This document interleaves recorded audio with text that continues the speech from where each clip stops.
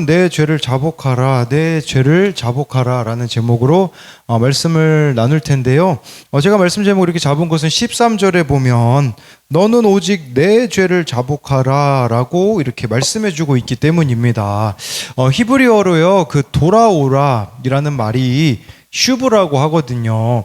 예레미야서 전체에 125번이 사용이 되거든요. 그런데 예레미야 3장과 4장에 20차례 슈브, 돌아오라는 단어가 사용이 됩니다. 하나님께서 그만큼 남유다 백성들이 회개하고 돌아오기를 원하셨다라는 거겠죠. 우리에게 하나님께서 바라시는 것도요, 다른 게 아니라 내가 죄를 자복하고 하나님께 돌아오는 것입니다. 오늘 말씀 14절에 보면 하나님은 너희 남편임이라고 말씀해 주고 있는데, 하나님이 우리 남편이신데 내가 돌아가고 있지 않기 때문에 오늘 말씀에 이혼 상태라고, 그 이혼 증서를 내가 주었다라는 그 말씀이 나와 있거든요. 그래서 정말 내가 돌아가고 있지 않기 때문에 마치 하나님과 나와의 관계가 이혼한 상태와 같지 않은가 점검해 봐야 된다라는 거겠죠. 요즘 제가 이제 보는 프로그램 중에 이혼 숙녀 캠프라는 프로그램이 있습니다. 이 프로그램은요, 이혼 위기에 있는 가정의 사연을 듣고 부부 사이의 관계를 회복해 가는데 목적이 있는데요.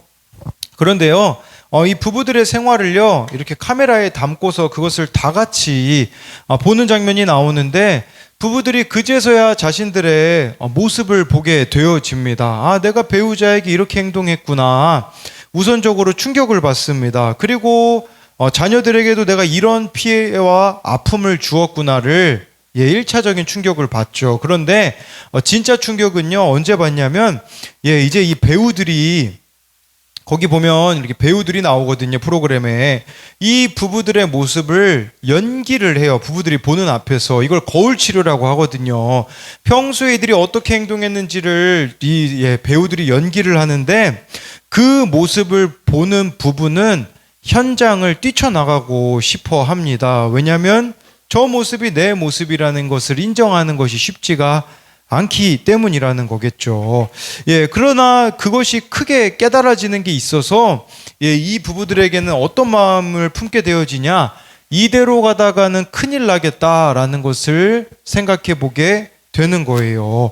저는 이게 이미 우리 교회에서 하고 있는 것들이 아닌가라는 생각을 해보게 되었어요. 같이 부부 생활이 어떤지 영상을 보는 것처럼 우리가 구역 모임을 통하여서 나의 모습을 돌아보게 되어지고, 또 거울 치료 굳이 다른 사람이 연기하지 않아도 말씀을 통하여서 내 모습을 보는 것이 바로 거울 치료이지 않겠습니까? 그래서 말씀을 통하여 내 모습을 보면서 가는 것이 하나님을 기쁘시게 하는 방향으로 나아가는 것이라고 할 수 있고요.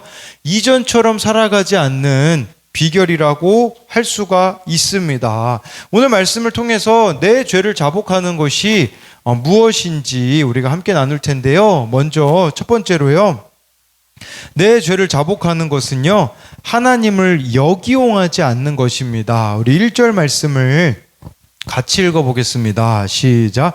그들이 말하기를 가령 사람이 그의 아내를 버림으로 그가 그에게서 떠나 타인의 다시 받겠느냐?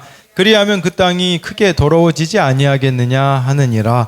내가 많은 무리와 행음하고서도 내게로 돌아오려느냐? 여호와의 말씀이니라.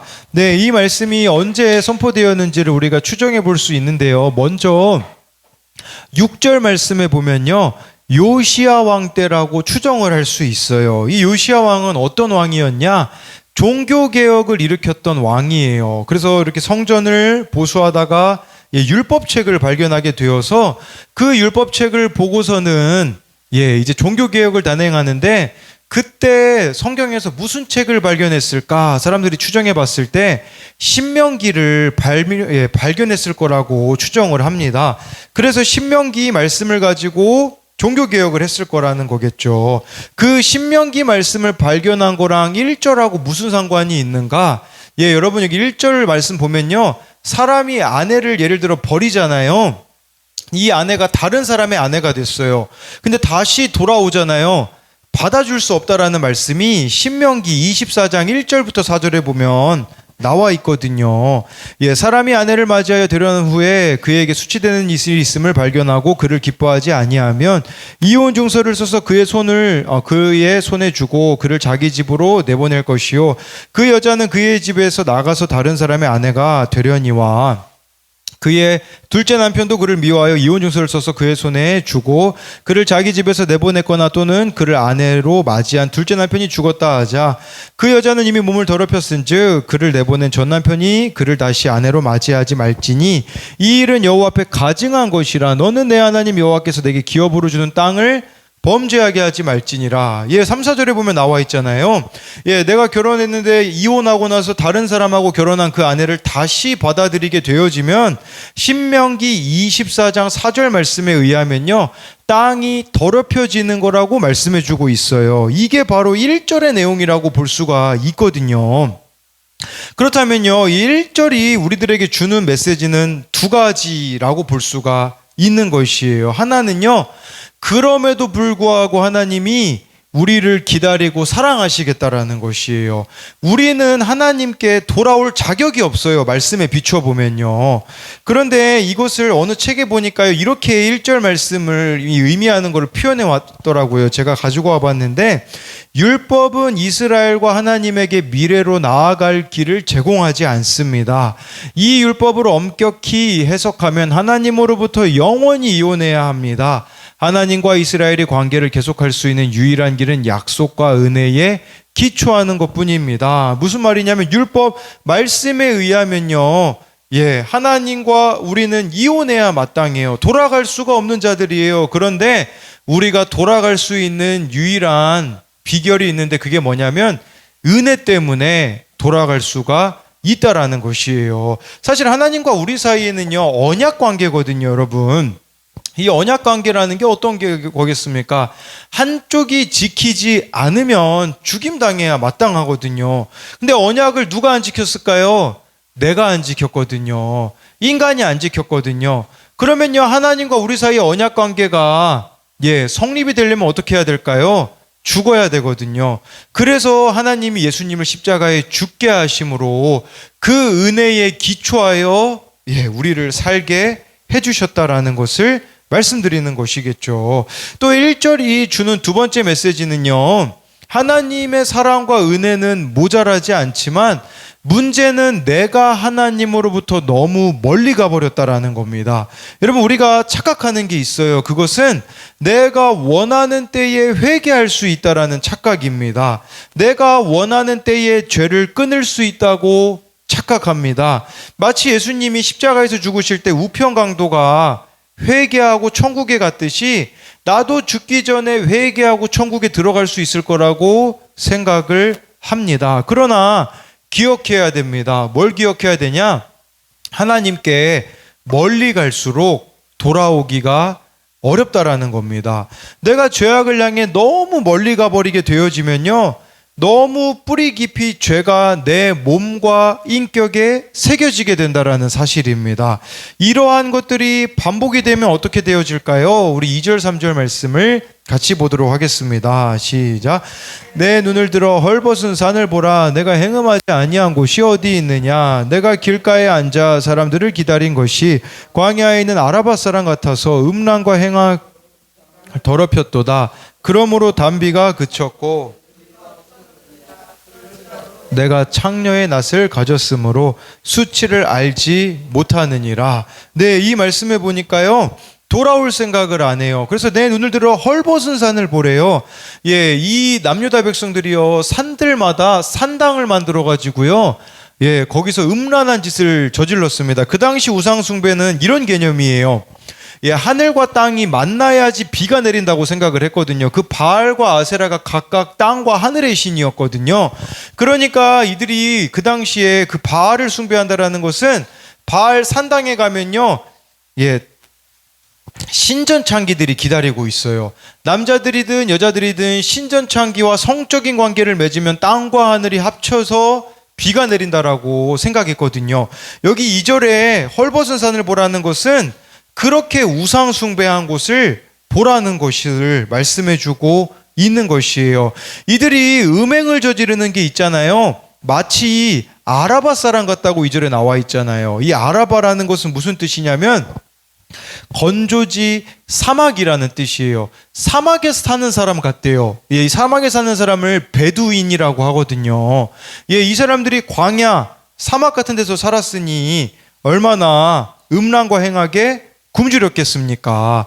이 아라바 사람을요, 성경 중에 70인역이 있는데 거기에는 까마귀라고 번역을 했어요.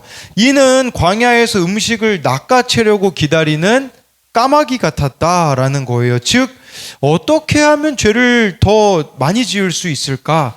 어떻게 하면 나의 음욕을 채울 수 있을까? 어떻게 하면 나의 욕심을 채울 수 있을까를 끊임없이 굶주려 했다라는 것입니다. 이혼 전문 변호사님이 방송에 나와 인터뷰한 거를 제가 봤거든요. 예, 여러분 누가 바람을 피는 줄 아십니까?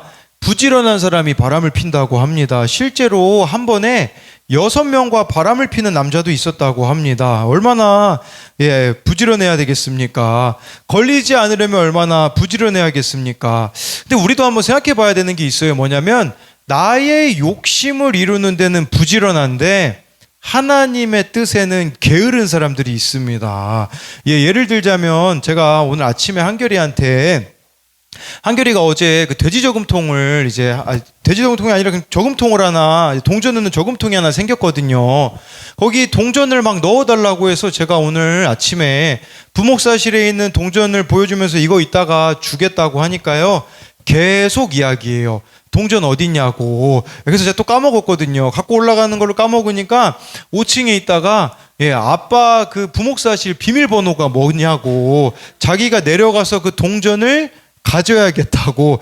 동전 얘기만 오늘 몇 번 들었는지 몰라요. 내 욕심, 나를 위해서는요 되게 부지런해요. 그런데 하나님께 대하여서는 우리가 부지런하지 못할 때가 너무나 많이 있는 거죠. 죄를 짓는 데는 발이 빠른데 하나님께로 나아오는 데는 발이 너무나 느린다라는 것이에요. 3절에는요 이들이 왜 우상 숭배를 했는지 보여주는데, 그것은요 이 우상 숭배가 내가 원하는 것을 가져다 줄 거라고 생각을 했어요. 그건 이들이 원하는 게 무엇이었냐면 비였습니다. 비. 여러분 애굽 같은 경우는요 나일강이 있어요. 물을 저장할 수 있다라는 뜻이거든요. 그런데 문제는 뭐냐면 이스라엘 백성들이 사는 이 남유다 땅, 또 북이스라엘 남유다는요 저장이 안 돼요. 때에 맞게 비만 제대로 오면요 풍요로워질 수 있거든요. 근데 문제는 이 비를 저장할 수 있지가 않아요. 그러니까 비가 제때만 내려주면 너무 풍성한데 비가 안 내리면요 방법이 없는 거죠. 왜 이들이 우상 숭배했냐? 그게 비를 가져다 줄 거라고 생각을 했기 때문이라는 거죠. 근데 현실이 어떻죠? 그렇게 바알과 아세라를 숭배했는데 3절에 보면 나와 있잖아요. 단비가 그쳤다, 늦은 비가 없어졌다라고 하나님이 말씀해 주고 있는 것이겠죠. 여러분, 그런데요 제가 자료들을 찾아보니까요 이스라엘이 그 솔로몬 왕 이후로 북이스라엘과 남유다로 나눠지게 되거든요. 북쪽과 남쪽으로 나눠지게 되는데 이 중에서 비가 안 오면 더 큰일 나는 곳이 어디였을까요? 찾아보니까 남유다였다라고 합니다. 왜냐하면 자료에 의하면 남유다의 대부분 지역은요 연 강수량이 500mm 이하로 대단히 낮기 때문이라고 합니다. 그러니까 이들이 비가 지금 그쳤다라는 것은 무슨 말이겠습니까? 기근이 올 것이라는 것을 말해주며 우상 숭배로부터 지금도 늦지 않았으니 돌이키라는 뜻이에요. 3절에 그런데요 내가 창녀의 낯을 가졌으므로 수치를 알지 못한다. 남유다에 왜 비가 그쳤겠습니까? 그것은 바로 수치를 모르기 때문이라는 거예요. 내 죄와 수치를 모르는 것은 단비와 늦은 비를 그치게 한다라는 거죠. 우리들의 인생에도요 단비가 그치고 늦은 비가 없어지는 것과 같은 수치를 당하는 사건이 찾아옵니다. 그때는요 저와 여러분들이 하나님께로 돌아가야 될 때라는 것이에요. 이렇게 수치를 당하니까요 남유다 백성들이요, 여러분 우리도 그렇잖아요. 좀 어려운 일 있고 힘든 일 있고 감당 안 되는 일 있으면 하나님께 돌아가는 척을 할 때가 있잖아요. 그게 바로 4절 5절에 보면 나와 있습니다. 우리 같이 읽어보겠습니다. 내가 이제부터는 내게 부르짖기를 나의 아버지여, 아버지는 나의 청년 시절에 끝까지 품으시겠나이까 하지 아니하겠느냐. 보라, 내가 이같이 말하여도 악을 행하여 내 욕심을 이루었느니라 하시니라. 이 비가 내리지 않는 수치를 당하는 사건이 오니까요, 갑자기 하나님한테 부르짖기 시작해요. 예, 그러면서 이제 기도 내용이 4절에 보면 나와 있거든요. 아니, 갑자기 하나님 보고 나의 아버지여라고 하면서, 예, 나의 아버지는 청년 시절의 보호자시오니, 이 보호자라는 단어가 원어로 보면 친구라는 뜻이거든요. 그러니까 갑자기 아버지요, 젊은 시절의 친구라고 부르는 것은 쉽게 말씀드리면 이전에 하나님과 좋은 관계를 유지했던 옛 시절의 관계를 들먹이는 거예요. 여러분, 우리가 하나님을 믿는데 신앙이 과거형인 분들이 많이 있습니다. 과거에 뜨겁게 하나님을 만난 것을 가지고 나는 당연히 구원을 받을 수 있을 거라고 착각을 합니다. 과거의 기적과 같은 일들을 경험한 것을 우려먹습니다. 근데 진짜 중요한 것은요, 지금이라는 거죠. 지금 내가 하나님하고 친한 척을 하고 있는 것인지 실제로 친한 것인지 돌아보아야 된다라는 것이에요. 예, 5절에 보면요, 이들이 입술로만 회개하고 있어요. 예, 오히려 하나님을 역이용하는 거예요. 예, 이런 5절의 의미는요, 이런 의미예요. 쉽게 말씀드리면, 에이, 하나님 사랑이 많으신 분인데 뭐 영원히 분노하시겠습니까? 하나님은 끊임없이 나를 기다려주시는 분이니까, 또 죄를 지어도 회개하면 돼. 또 회개하면 또 하나님이 용서해 주셔. 이 하나님의 성품을 가지고요, 역이용하고 있는 거예요. 하나님이 노여움을 한없이 계속하시지 않을 거라는 것을, 나를 용서해 주실 거라는 걸 이용해 먹는 거죠. 그러다 보니까요, 계속 반복되는 죄를 짓는 거죠. 김길 목사님이 쓰신 전적 의존이라는 책에 보면요, 거기에 딸과 겪었던 일화가 나옵니다. 그 내용을 읽어드리면요, 나는 컵을 좋아해서 어디 가서든지 컵을 하나씩 사온다. 이제 목사님은 컵을 모으는 게 이렇게 취미인 거죠. 던킨도너츠 같은 곳에서 기념품으로 주는 공짜 컵들을 좋아하는데 그 중에서도 투명하고 큰 컵을 좋아한다. 큰 컵에 인스턴트 봉지 커피를 2개 넣고 아이스 커피를 만들어 먹으면 정말 행복해진다. 내가 아끼던 아이스 커피용 컵이 2개가 있는데 이제 어느 날 무슨 일이 발생하냐면요, 딸이 하나를 깨뜨렸어요. 투명하고 큰 컵이니 파편도 많이 튀고 소리도 커서 딸이 놀랐다. 나는 얼른 달려가 딸을 달랬다. 희라가 괜찮아, 실수잖아. 실수는 항상 용납되는 거야. 안 다쳤어?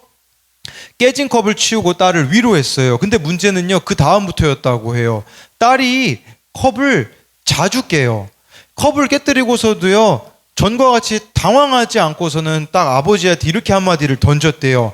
아빠, 실수야. 딸의 말에 나는 약간 사정조로 말한다.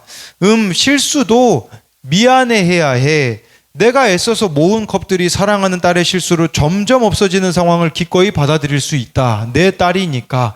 아무리 좋은 컵이라도 딸을 앞설 수는 없으니까. 그러나 컵을 깨뜨렸을 때 미안해하면서 다시는 그런 실수를 안 했으면 하는 바람이 있다. 우리는 살면서 많은 실수를 하고 죄를 짓고 하나님이 원하시지 않는 일들을 욕심껏 해버린다. 하나님은 우리를 사랑하시기 때문에 모든 상황에서 우리를 부드럽게 교정하실 마음이 있으시다. 중요한 것은 우리 마음의 태도다. 내 실수에 대해서 죄송한 마음이 있는가 정말 살펴보아야 한다라는 거죠. 여러분, 회개하면 용서해 주신다라는 걸 우리가 너무 쉽게 여기고 있는 게 아니냐라는 것이에요. 그래서 히브리서에서는요, 뭐라고까지 표현을 합니까? 저와 여러분들이 정말 이전의 옛 생활로 돌아가는 것을요, 다시 예수님을 십자가에 못 박는 것과 동일하다라고 히브리서에서는 말씀해 주고 있는 거죠. 하나님이 우리를 용서해 주시고 기다려 주시고 기회를 주시는 것을 당연하게 여겨서는 안 된다라는 것이에요. 그것은 바로 하나님을 역이용하는 것이며 정말 내가 잘못되었다라는 것을 안다면 몸도 돌이키고 이뿐 아니라 몸과 마음과 삶도 돌이키는 회개로 나아가야 된다라는 것입니다. 그래서 이것에 대한 적용 질문은요, 가정과 직장, 교회의 땅을 더럽히는 나의 음란과 행악은 무엇입니까? 수치를 당해 죄에서 돌이킨 일이 있습니까? 또 한 가지는요, 하나님과 교회 공동체의 사랑을 역이용하고 있지는 않습니까? 그리하여서 전혀 죄로부터 돌이키지 않는 모습이 있지 않습니까? 두 번째로요, 내 죄를 자복하는 것은 한 사람이라도 회개하는 것입니다. 우리 6절부터 8절을 같이 읽도록 하겠습니다. 시작. 요시야 왕 때에 여호와께서 또 내게 이르시되 너는 배역한 이스라엘이 행한 바를 보았느냐? 그가 모든 높은 산에 오르며 마였도다. 그가 이 모든 일들을 행한 후에 내가 말하기를 그가 내게로 돌아오리라 하였으나 아직도 내게로 돌아오지 아니하였고 그의 반역한 자매 유다는 그것을 보았느니라. 내게 배역한 이스라엘이 간음을 행하였으므로 내가 그를 내쫓고 그에게 이혼 두었으되 자매 유다가 두려워하지 아니하고 자기도 가서 행음함을 내가 보았느니라. 네, 6절에 보면요, 이 말씀이 선포되었을 때가요, 요시야 왕 때라고 말씀해 주고 있어요. 이때 주목해서 역사적으로 우리가 생각해 봐야 되는 게 있어요. 그것은 뭐냐면요, 요시야 왕은 남유다 왕이거든요. 이때 북이스라엘은 어떻게 됐을까요? 이미 멸망한 상태였었습니다. 북이스라엘은요, 아수르라는 나라에 의하여서 이미 멸망한 때였어요. 그래서 7절에 하나님이 지금 말씀하시는 거예요. 야, 너희들 북이스라엘 멸망한 거 못 봤니? 남유다 백성들아? 이렇게 지금 말씀하시는 거예요. 아니, 북이스라엘이 멸망당하는 거 보면, 우상 숭배하다 멸망당하는 거 보면 남유다가 깨닫는 게 있어야 되잖아요. 근데 문제는 이들이요, 깨닫는 게 없어요. 8절에 북이스라엘이 멸망한 이유까지도 하나님이 설명해 주시거든요. 북이스라엘이 간음을 행했기 때문에, 우상 숭배를 행했기 때문에 멸망했다라는 거죠. 그래서 그 멸망한 것을 하나님이 뭐라고 말씀하시냐? 그에게 이혼서까지 써주었다고 말씀해 주고 있어요. 이혼서를 썼다라는 것은 그들이 하나님을 버린 결과라는 거겠죠. 그러면서 남유다 백성들에게 그것을 보고도 정신을 못 차렸냐라고 묻고 계시는 거예요. 북이스라엘이 이렇게 우상 숭배하다가 멸망당하는 걸 보면 남유다는 반성을 해야 되잖아요. 슬프게도 그렇게 하지 않았다라는 것입니다. 여러분, 우리에게도요, 지속적으로 들리는 말씀들이 있을 거예요. 그 말씀을 듣다 보면요, 내가 반복적으로 짓고 있는 죄들이 있거든요. 그래서 제가 이렇게 반복적으로 짓는 죄가 있을 때 가끔 이렇게 상담해 줄 때 무슨 얘기를 하냐면, 이런저런 케이스를 예를 들어가면서 그 길로 쭉 가다가는 망한다고 말해 주거든요. 그래도 듣지 않아요. 꼭 경험해 봐야 돌이키는데 그것이 얼마나 안타까운지 모릅니다. 우리는 망하지 않고서는 돌이키지 않으려는 모습들이 있다라는 것을 생각해 봐야 된다라는 것이죠. 이 남유다 백성이 얼마나 최악으로 치닫게 되어지냐면요, 11절 12절을 같이 읽도록 하겠습니다. 시작. 여호와께서 내게 이르시되 배역한 이스라엘은 반역한 유다보다 자신이 더 너는 북을 향하여 이 말을 선포하여 이르라. 여호와께서 이르시되 배역한 이스라엘아 돌아오라. 나의 노한 얼굴을 너희에게로 향하지 아니하리라. 나는 긍휼이 있는 자라 노를 한없이 품지 아니하느니라. 여호와의 말씀이니라. 하나님께서는요, 차라리 남유다보다 북이스라엘 사람들이 더 낫다라고 말씀해 주세요. 그게 11절 말씀이거든요. 왜 그럴까요? 북이스라엘이 남유다가 더 최악인 이유가 있어요. 그것은 알면서도 죄를 짓고 있기 때문이에요. 여러분, 이런 표현이 맞을지는 모르나 세상 사람들이 죄를 짓는 게 악할까요? 예수님 믿는 사람이 죄를 짓는 게 더 악할까요? 예수님 믿는 사람이 죄를 짓는 게 더 악합니다. 여러분, 예수님 믿는 사람들이요, 세상 사람들보다는 죄를 덜 지을지 몰라요. 그런데 왜 더 악하다고 말씀드리냐면 알고 죄를 짓기 때문이에요. 세상 사람들은 모르고 죄를 지을 수 있거든요. 그런데 우리는 알고 죄를 짓고 있기 때문에 하나님께서는 북이스라엘이 멸망당하는 것을 실물 교육처럼 남유다 백성들에게 보여주셨음에도 불구하고 문제는 남유다 백성들은 돌이키려고 하지 않았다라는 것이에요.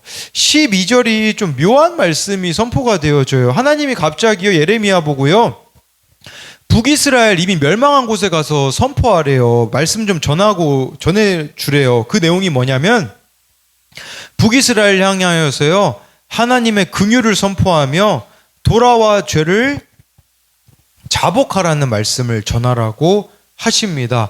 여러분 이 말씀이 충격적인 이유는 뭘까요? 그 이유는요 이 당시가 남유다 요시야 왕 때라고 했잖아요. 요시야 왕 때이면요 북이스라엘이 이미 멸망한 지 100년이 넘은 때였어요. 이미 북이스라엘이 멸망한 지 100년이 넘었는데도 하나님이 돌아오면 살 길이 있다고 말씀해 주시는 거예요. 여러분 이 하나님의 기다림을 저와 여러분들이 좀 이해했으면 좋겠어요. 100년이 지났음에도 불구하고 돌아오라고 말씀하시는 그 하나님의 사랑이 여기에 나타나 있다라는 것이겠죠. 계속해서 우리 13절 14절을 읽도록 하겠습니다. 시작. 너는 오직 내 죄를 자복하라. 이는 내게로 나아가 모든 푸른 나무 아래로 가서 내 목소리를 듣지 아니하였음이라. 여호와의 말씀이니라. 여호와의 말씀이니라. 배역한 자식들아 돌아오라. 나는 너의 남편임이라. 내가 너희를 성읍에서 하나와 족속 중에서 둘을 택하여 너희를 시온으로 데려오겠고. 돌아오는 방법이 나와 있어요. 13절에 너는 오직 내 죄를 자복하라 라는 거예요. 자복하라는 것은요 인정하라는 겁니다. 내 죄를 인정하래요. 그렇게 내 죄를 인정하고 회개하잖아요. 그러면 14절에 보면요 하나님이 우리의 다시 남편이 되어 주시겠다라는 것입니다. 여러분 그럼 구체적으로 이 죄를 자복한다라는 게 뭘까요? 우리들 교회에 대해서 이렇게 좋지 않게 생각하시는 분들이 많이 있더라고요. 목회자들 분들에게도 많이 있고 하나님께만 회개하면 되지 굳이 사람들에게 죄 고백을 나누어야 하는 부담 때문에 안 좋게 보는 시선들이 있을 수 있어요. 그런데 제가 경험해 보니까 아니 사실 회개는 하나님께만 하면 되잖아요. 근데 굳이 왜 사람들에게 이야기를 해야 될까요? 하나님께만 이야기하잖아요. 그러면 우리는요 너무 가볍게 생각을 합니다. 너무 가볍게 생각을 해가지고요 쉽게 하나님하고 약속한 거는 어겨요. 근데 사람한테 이야기하면 어떻게 될까요? 내 스스로가 지키게 되는 게 있어요. 이걸 한번 보셔야 돼요. 여러분 솔직히 한번 생각해 보세요. 여러분 하나님이 무섭나요? 옆에 있는 사람이 무섭나요? 내 옆에 있는 사람한테 말하는 게 더 힘들지 않아요? 솔직히 제가 한 가지 예를 드리자면 지난주인가 조금 이 신호를 제가 이제 차를 타고 가는데 좀 애매하게 신호가 바뀐 거예요. 이제 분명히 제가 지나갈 때는 노란불이었는데 이제 갑자기 빨간불이 되니까 제 마음에 어떤 두려움이 생기냐면 이거 또 교통 그 딱지 날라오는 거 아닌가. 그래서 제가 어떻게 했을까요? 이번 주 내내 이렇게 우편이 왔나 계속 체크했어요. 왜냐? 담임 목사님보다 제가 빨리 발견해야 되거든요. 그래서 빨리 발견해서 이것만 내가 지불하면 끝이지. 사실 하나님이 두려울까요? 담임 목사님이 두려울까요? 솔직히, 하나님께는 그냥, 이거 내가 하나님 죄송해요. 제가 이거 이제 안 그럴게 하고서는 그냥 계좌로 보내버리면 돼요. 근데 담임 목사님한테 이제 들키게 되면 이제 담임 목사님 실로 이렇게 소환이 돼야 되고 혼나야 되고 그렇더라고요. 그리고 이래서 사람들에게 이야기해야 되는 거예요. 그냥 하나님께만 이야기하면 우리 너무 가볍게 생각해가지고 또 옛날 모습으로 돌아가요. 그런데 공동체에 이야기하면요 적어도 내가 이야기한 게 있기 때문에 쉽게 예전 모습으로 돌아갈 수가 없더라고요. 14절이 저에게 감동이 되었던 것은요 여러분 하나님이 여러분들에게 원하시는 게 있어요. 무엇인 줄 아십니까? 성읍 중에 한 사람만이라도 회개했으면 좋겠다. 여기 또 나와 있잖아요. 족속 중에서, 족속이라는 것은요, 뭐 지파로 보시면 돼요. 뭐 족속 중에서 한 명만 회개했으면 좋겠다. 그래서 이 둘만이라도 진짜 회개해서 오면 내가 시온으로 데려오겠다라고 하나님이 약속하시잖아요. 이 말씀이 무슨 의미인 줄 아십니까? 여러분, 가정에 회개하는 한 사람만 있어도 된다. 그럼 그 가정 살려주시겠다라는 거예요. 순복음 아름다운 교회요, 한 사람만 진정으로 회개하잖아요. 그러면 하나님께서 회복시켜 주시겠다라는 거죠. 그렇게 회복시켜 주셔가지고요, 15절에 보면 그렇게 회복이 어떻게 이루어지냐? 내가 또 내 마음에 합한 목자들을 너희에게 주리니 그들이 지식과 명철로 너희를 양육하리라고 말씀해 주고 있어요. 좋아요, 여러분들이 진짜 회개하는 한 사람이 되어지면요, 우리들의 삶을 친히 하나님께서 양육해 가시겠다라는 겁니다. 아까 제가 그 이혼 전문 변호사 이야기 했잖아요. 그 이혼 전문 변호사가요, 그런 얘기를 하더라고요. 대부분 남자나 여자나 그 바람 펴가지고 이혼하는 경우가 제일 많은데, 그러면 바람 핀 사람이 항상 뭐라고 이야기하는 줄 아십니까? 그 사람들이 한결같이 이렇게 이야기한대요. 자기가 피해자래요, 피해자. 왜 내가 피해자라고 하냐면 상대방이 나를 유혹했기 때문에 내가 넘어가서 나는 피해자라고 다 그렇게 이야기한대요. 그런데 여러분, 제가 이 얘기가 하나님과 우리 사이로 좀 가지고 와봤으면 좋겠어요. 우리는 어떻습니까? 하나님과의 나 사이에 문제가 있는데, 문제는 나는 계속 피해자라고만 생각을 하는 거예요. 나는 죄인이라는 것을 받아들이지 못하니까 회복이 이루어지지 못하는 거죠. 가정에서도요, 왜 내가 회개가 안 되는 줄 아십니까? 내가 피해자라고만 생각을 하고 있기 때문에. 이 교회 공동체 내에서도, 구역 모임에서도 왜 우리가 회개가 안 되어지겠습니까? 내가 피해자라고만 생각하고 있기 때문이라는 것이겠죠. 정말 좋아요, 여러분들이 나의 문제다라고 여기면서 회개하는 한 사람이 되셨으면 좋겠습니다. 엊그저께 그 수요일 날 우리들 교회 그 초원지기 분이 간증하시는데요. 이제 남편을 캐나다에서 만났다고 하더라고요. 남편을 그렇게 캐나다에서 만나서 지내는데, 어느 날 남편이 조금 일찍 집을 나가기 때문에 좀 의심스러워가지고요, 차에다가 이렇게 녹음기를 넣어놔 봤대요. 알고 보니까 그 남편이 글쎄 다른 여자랑 이렇게 바람 피고 있다라는 게 증거로 이제 남아서 발견이 되었다고 하더라고요. 그렇게 되어가지고 이 남편을 또 용서해주고, 나중에는 남편에게 뭐라고까지 이야기했냐면요, 바람 펴줘서 고마워. 당신이 바람 펴줘서 내가 구원을 받게 됐어. 원래 이분이 교회 안 다니시던 분이거든요. 그러면 거기서 딱 끝나면 얼마나 좋겠어요. 근데 그렇게 남편에게 그런 말까지 했는데요, 남편 핸드폰을 보니까 또 어떤 외국인 뒤에서 백허그하고 있는 사진이 발견이 된 거예요. 그 증거를 가지고서요, 우리로 말하면 구역장님을 찾아간 거예요. 구역장님을 찾아가가지고요, 이 남편을 좀 치료해야 되지 않냐고 그랬대요. 근데 구역장님이 뭐라고 이야기했냐면 이렇게 이야기했다고 하더라고요. 치리도 믿음이 있어야 합니다. 지금 당신 남편 치리하면 당신 남편 영원히 교회 떠납니다. 그렇게 해가지고요, 이 아내분이 인내함으로써 나아갔다고 하더라고요.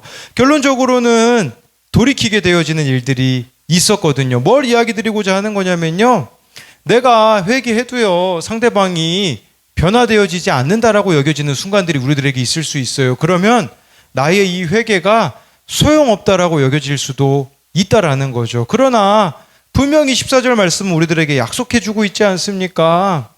성읍 중에 한 명만 회개해도, 족속 중에 한 명만 회개해도 하나님께서는 회복시켜 주시겠다라는 그 약속을 저와 여러분들이 믿음으로써 회개하는 그 한 사람이 저와 여러분들이 되었으면 좋겠습니다. 그래서 마지막으로 이것에 대한 적용 질문은요, 나에게 들리는 말씀을 두려워하지 않고 계속 반복하는 죄는 무엇입니까?